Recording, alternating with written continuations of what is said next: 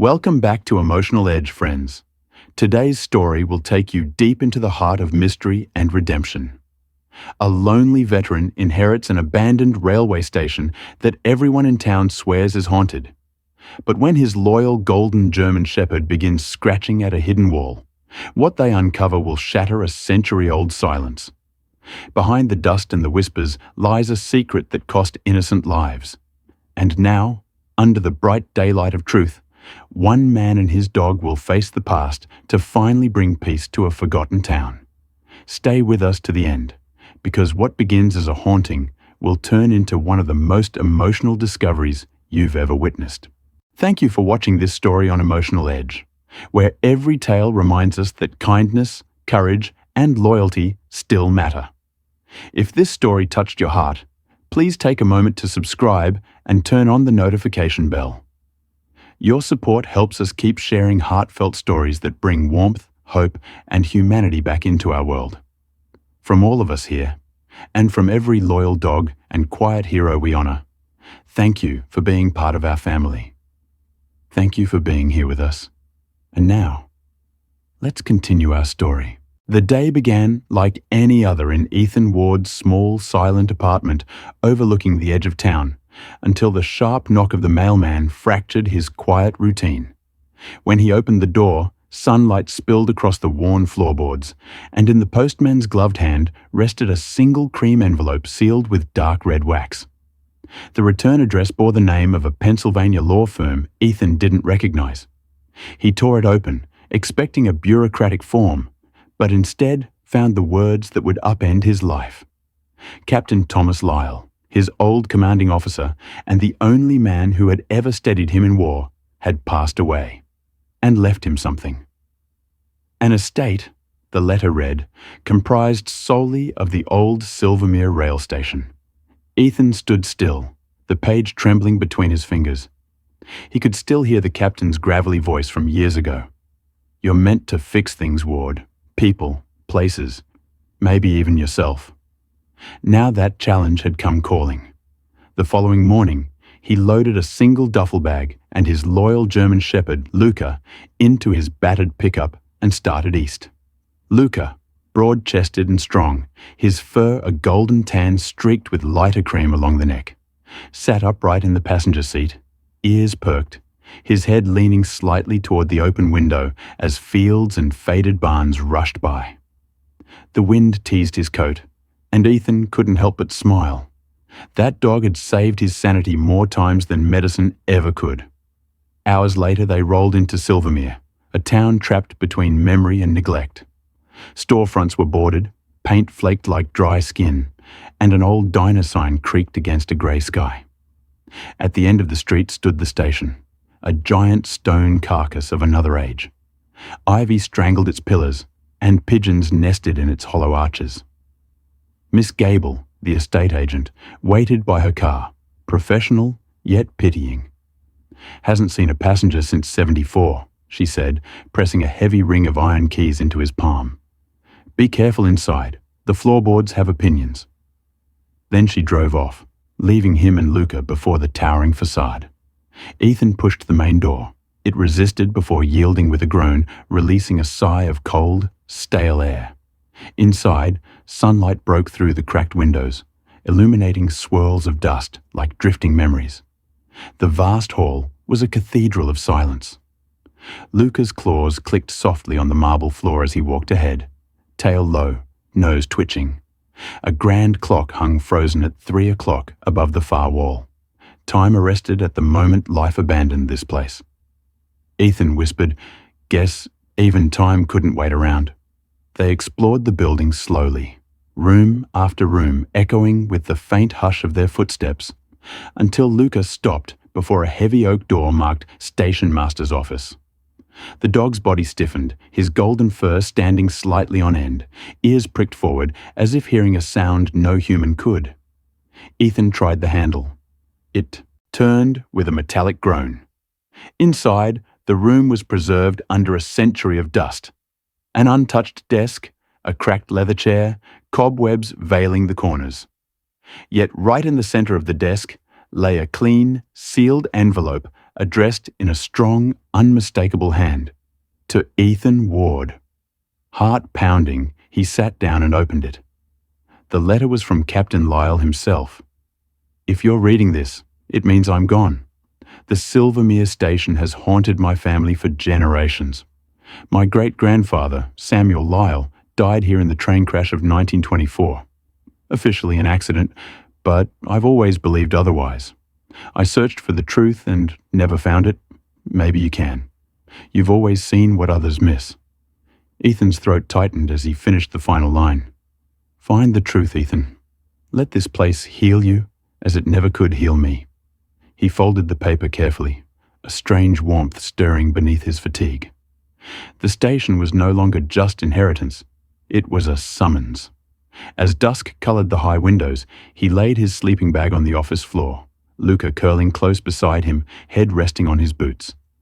The air grew heavy, the silence deeper, until a faint sound crept through it. A long, distant train whistle, mournful and clear. Ethan froze. Luca's golden ears lifted, eyes bright but calm. The sound rose again, then faded into stillness.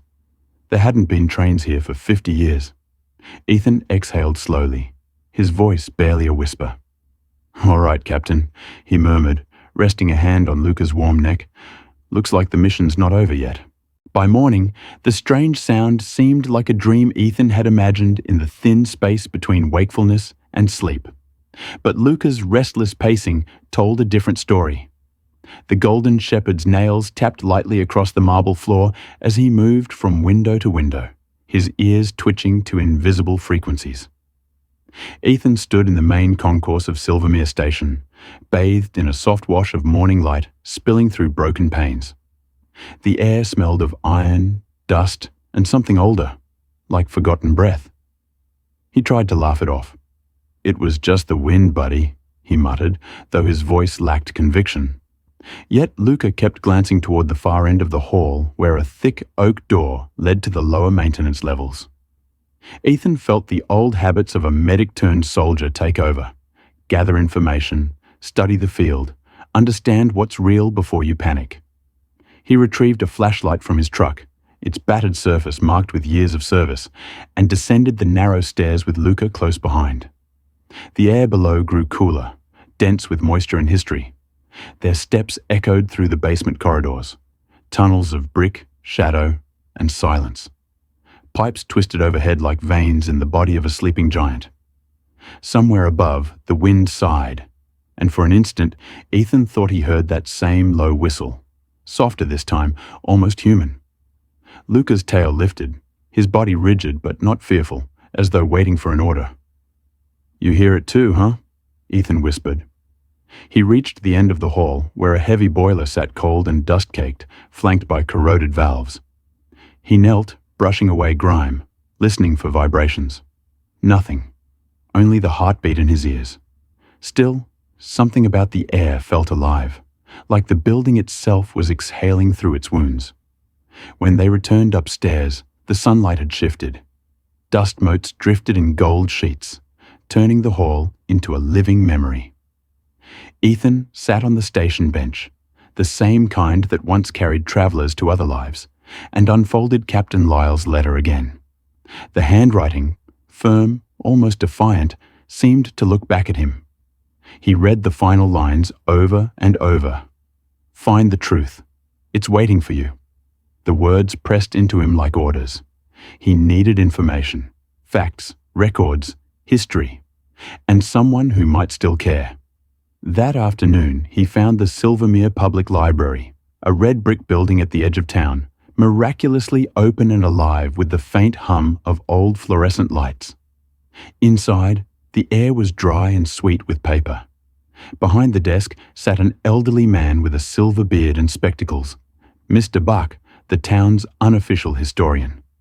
When Ethan mentioned the station, the old man's eyes sharpened. That old ruin? He said softly. Your family owned it? Ethan nodded, explaining about Captain Lyle's inheritance. Buck leaned back, thinking. The crash of 1924 killed 24 people. The report said a track malfunction. But my grandfather used to say the station master, Samuel Lyle, was troubled before it happened.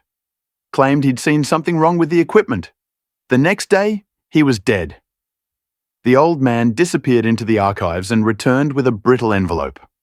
Inside were photocopies of newspaper clippings, grainy photos of twisted rail, smoke, and faces blurred by time. One headline read, "Hero Station Master Dies in Tragic Derailment." Ethan studied the image of a man standing proud in uniform, moustache neat, eyes kind. Beneath it, Samuel Lyle, 1883-1924. "You think he was murdered?" Ethan asked quietly. Bach didn't answer right away. "I think men die for truth all the time," he said, "but not all truths stay buried." When Ethan stepped back into the sunlight, Luca trotted beside him, tail swaying gently. The day was warm, the sky impossibly blue, and yet the station loomed in the distance like a wound that refused to heal. He looked at the dog and smiled faintly. "Guess we've got work to do, partner." That night, under the copper light of sunset, Ethan cleared debris from the office floor. Luca watched from near the doorway, head tilted. As he swept, a faint metallic sound drifted through the hall, a long, shivering whistle, rising and falling like the breath of a ghost. Ethan froze mid-motion, his grip tightening on the broom handle. "It's real," he whispered.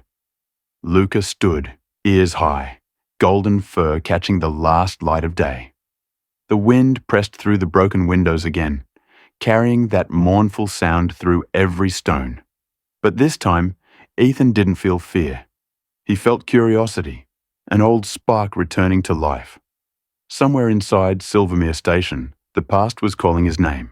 The days that followed settled into a rhythm of quiet determination.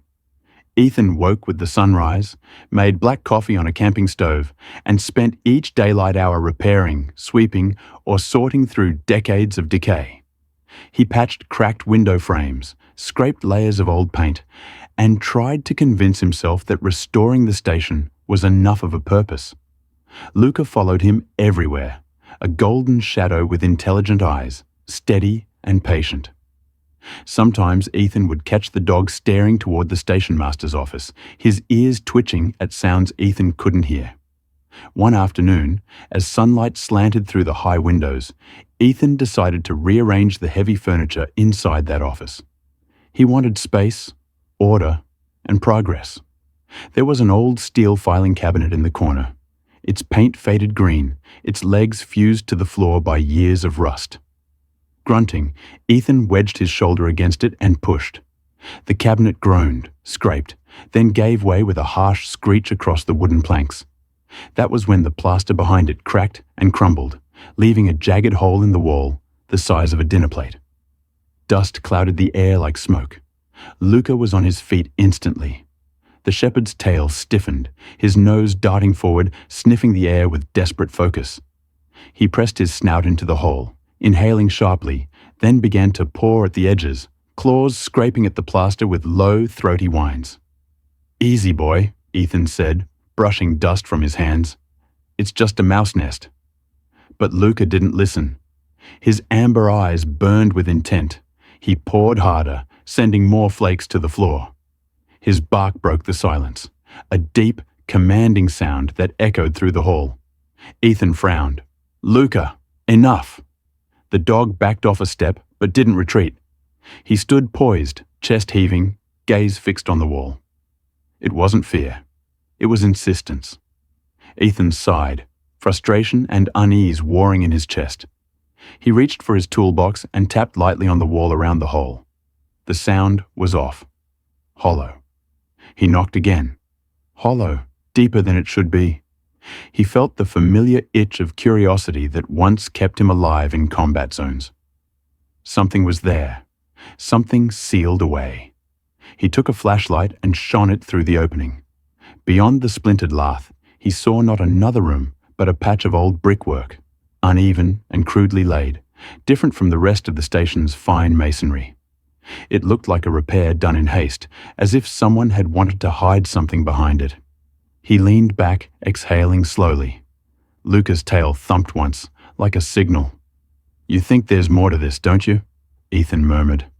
The dog's ears twitched, eyes locked on the same spot. That night, sleep refused to come. The station creaked softly as the wind moved through its bones, but instead of unease, Ethan felt an odd pulse of anticipation. The whistle hadn't returned, yet the air itself seemed to hum, with waiting. The next morning, he called the library. Mr. Buck answered, his voice calm but curious. When Ethan explained the wall and the strange patchwork brick, the old man grew thoughtful. There were rumors, he said. People said the station master might have hidden something before the crash. Records, evidence, who knows?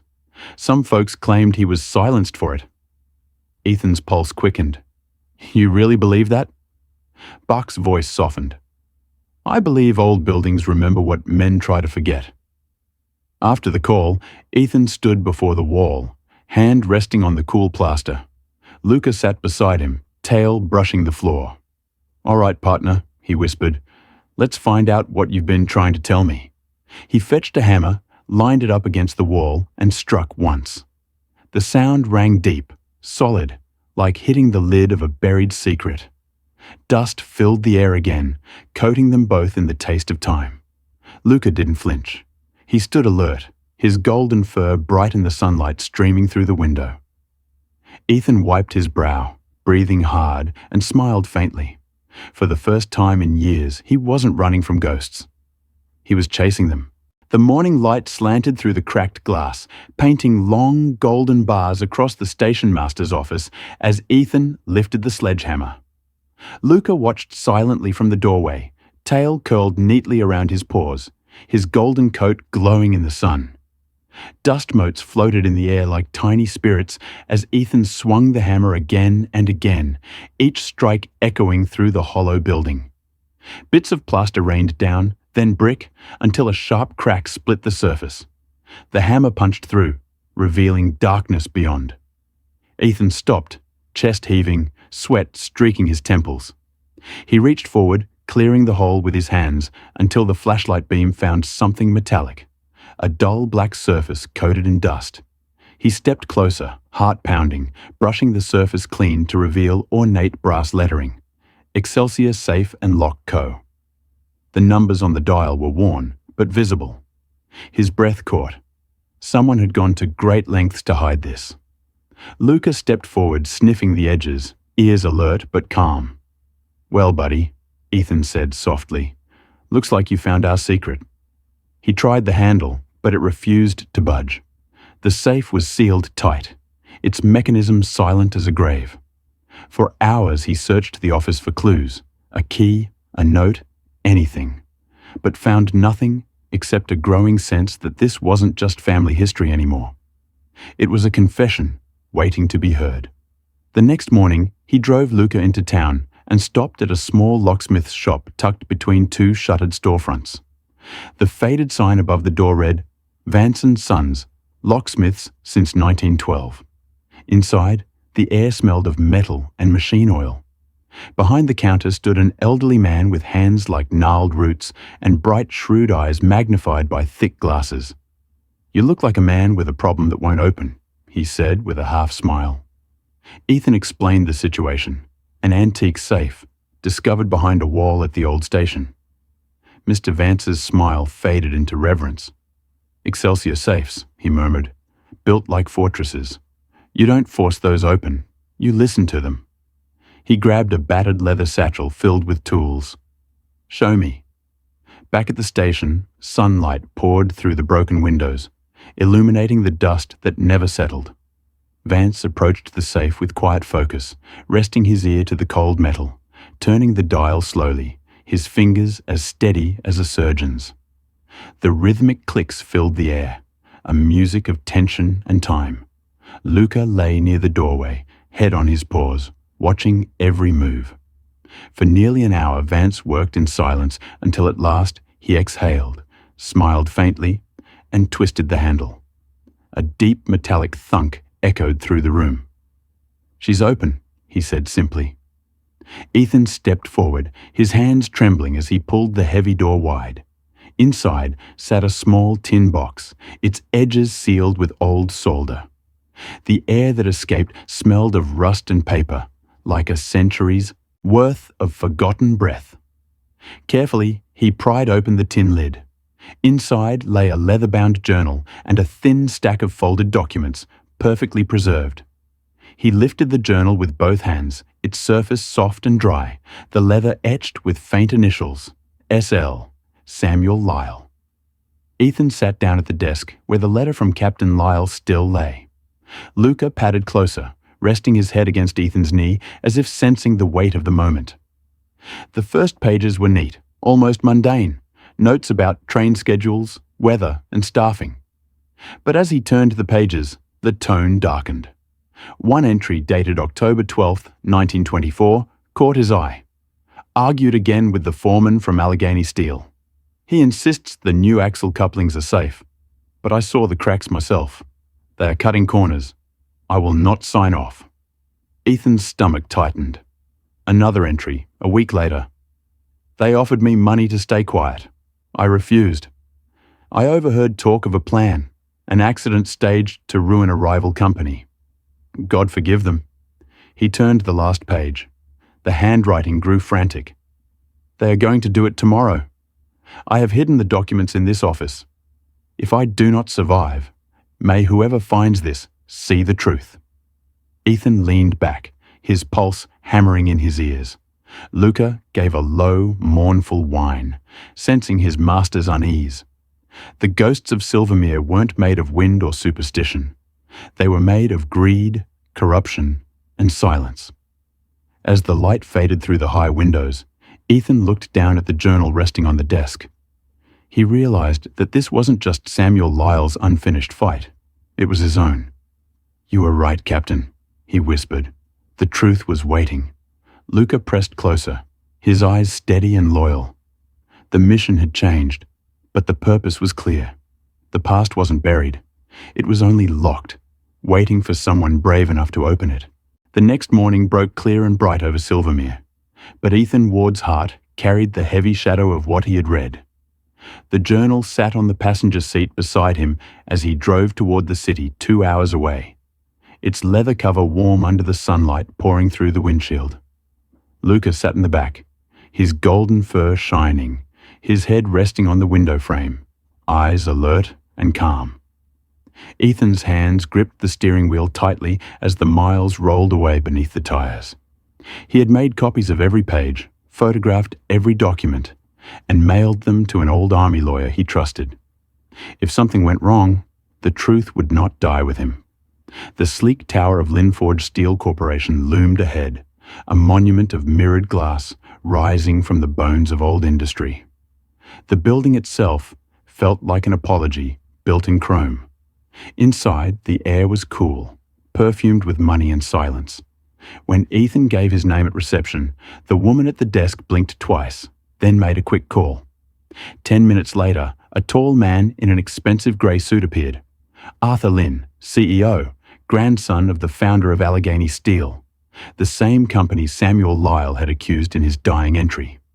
He looked exactly like the kind of man who carried a century of quiet guilt without ever naming it. "Mr. Ward," he said politely, extending a hand. "My assistant said this is regarding the Silvermere property." Ethan met his gaze. "It's about what's buried under it." Lynn's brow furrowed, but he gestured for Ethan to follow him into his office. Floor-to-ceiling windows revealed the city's skyline, but Ethan barely saw it. He placed the journal on the glossy desk between them. "Your great-grandfather had Samuel Lyle killed," he said evenly. "This proves it." Lynn's hand froze midway to his coffee cup. He stared at the journal, then up at Ethan, the calm veneer slipping.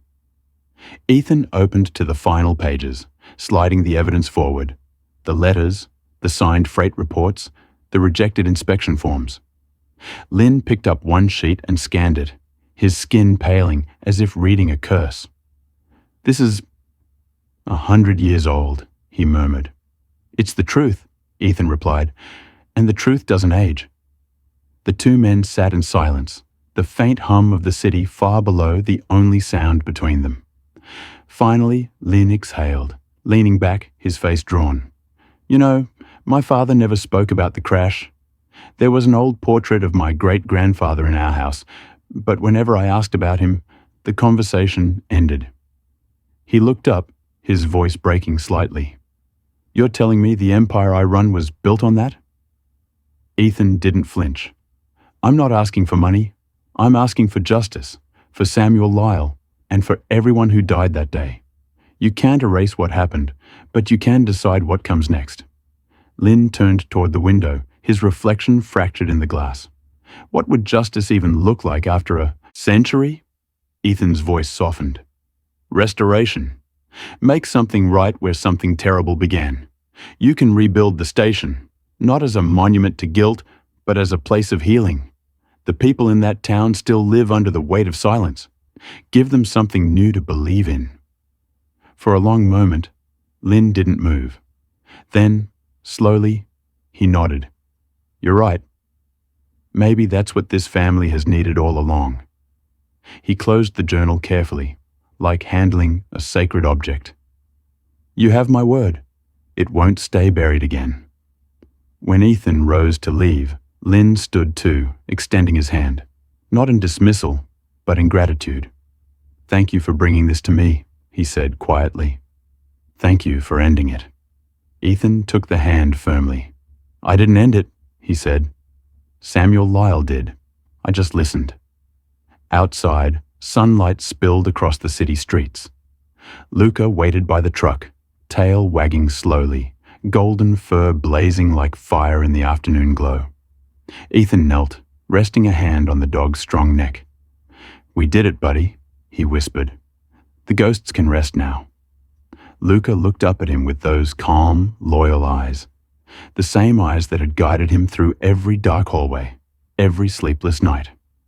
As they drove away, the reflection of the steel tower faded in the mirror, replaced by the memory of a crumbling station ready to breathe again. Ethan smiled faintly, feeling for the first time in years that the mission was complete. Though deep down, he knew one final chapter still waited to be written. A year later, the sun rose over Silvermere, as if the sky itself had been waiting for this morning. The old station no longer stood in ruin, but in rebirth, its stone walls cleaned, its roof repaired, and its grand clock ticking once again after half a century of silence. The air smelled of paint, fresh timber, and something deeper: renewal. Ethan Ward stood at the edge of the crowd gathered for the reopening ceremony, Luca sitting proudly by his side. The dog's golden fur shimmered under the early light, his calm gaze following the people streaming through the newly restored doors. A polished brass plaque gleamed above the entrance. The Lyle Lynn Community Health Center. Ethan's chest tightened at the sight of those names side by side. The family that built the place and the one that had once destroyed it now joined in atonement.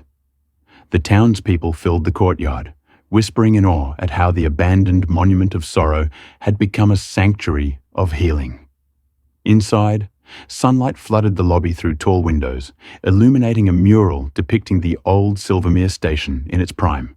At the podium, Mr. Bach, the librarian, now frailer but still sharp-eyed, adjusted the microphone. His voice carried a tremor, not of weakness, but emotion. For decades, he said, this station stood as a symbol of what our town had lost. A place haunted by tragedy, built on silence. But thanks to one man's courage to face the truth, and one loyal companion's unyielding instinct, it now stands for something greater. It stands for hope. Applause swelled like a tide. Ethan felt heat rise to his face as people turned toward him, but he stayed where he was, resting a hand on Luca's back. You're the hero, boy, he murmured. Luca looked up, tail giving a small thump against the ground. When the ribbon was cut, the crowd surged forward. Families, children, elderly couples, entering the building that had once been forbidden by fear. The sound of laughter and voices filled the air where, a year ago, there had only been wind and dust. Ethan stepped inside quietly, moving through the hall that now held examination rooms instead of benches, healing instead of departure. Nurses in white coats moved briskly where ghosts had lingered. Every footstep felt like a prayer answered. He paused near the old station master's office. His office now transformed into an administrative wing. On the wall hung a framed photograph, Samuel Lyle in uniform, standing beside the restored clock. Beneath it, a small plaque read, "He refused to look away." Ethan reached out and brushed a finger along the frame, his throat tightening. "We found you, old man," he whispered. And we listened. The soft click of claws echoed behind him. Luca approached, pressing his head gently against Ethan's knee, grounding him in the present. Through the open doors, sunlight poured into the main hall like a benediction. Ethan turned toward it, watching as townsfolk filled every corner, as life and laughter replaced the echoes of grief. For years he had believed his purpose had ended on distant battlefields, that the best parts of him had been left behind. But here, in this resurrected station, he felt something shift deep inside, a quiet peace, earned and unshakable. The ghosts had been laid to rest, not by anger, but by truth. Outside, children played near the steps, their voices bright against the hum of morning. Luca trotted toward them, tail wagging, and one little girl bent to hug him, her laughter ringing like a bell. Ethan smiled, tears catching the light. The mission was never about uncovering secrets. It was about restoring something greater than justice. It was about restoring the human heart. As the clock above the grand hall struck noon, its chime rolled through the valley, clear and proud. Ethan tilted his head toward it, hand resting over his chest. "We're home, Captain," he whispered. "Finally home." Luca barked once, sharp and joyful, as if agreeing that the long watch was over. Sometimes the ghosts that haunt us aren't spirits. They're the truths we refuse to face, the silences we let endure. But when courage meets compassion, even the heaviest history can turn into hope. The story of Ethan and Luca reminds us that loyalty, love, and truth can rebuild anything, even a broken soul.